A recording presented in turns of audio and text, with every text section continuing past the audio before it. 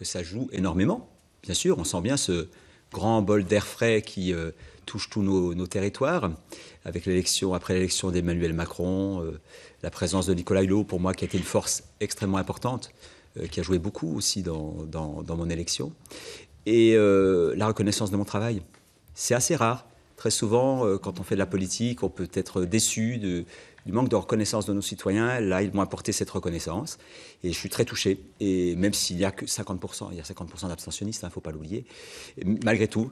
Et c'est aussi un témoignage d'encouragement pour ce que je suis et ce que je veux porter pour la suite. Vos adversaires dénonçaient l'ambiguïté de votre positionnement. Finalement, vous considérez que ce score, c'est d'abord votre capital personnel ? C'est aussi le capital personnel. Vous savez, mes adversaires sont un peu enfermés dans un carcan. Moi, ça fait des années que j'ai décidé de bouger en considérant qu'on était un peu enfermés dans les partis politiques. Ça date d'au moins 3 ans. Vous avez souvent titré, vous les journalistes, sur mon évolution. Donc elle s'est concrétisée de cette façon-là. Et puis on a considéré avec les uns et les autres, et notamment avec En Marche, que le mieux n'était pas que j'ai l'investiture, mais le soutien d'En Marche, d'un corps commun. Je viens d'avoir d'ailleurs les félicitations de l'équipe d'En Marche à l'instant par SMS.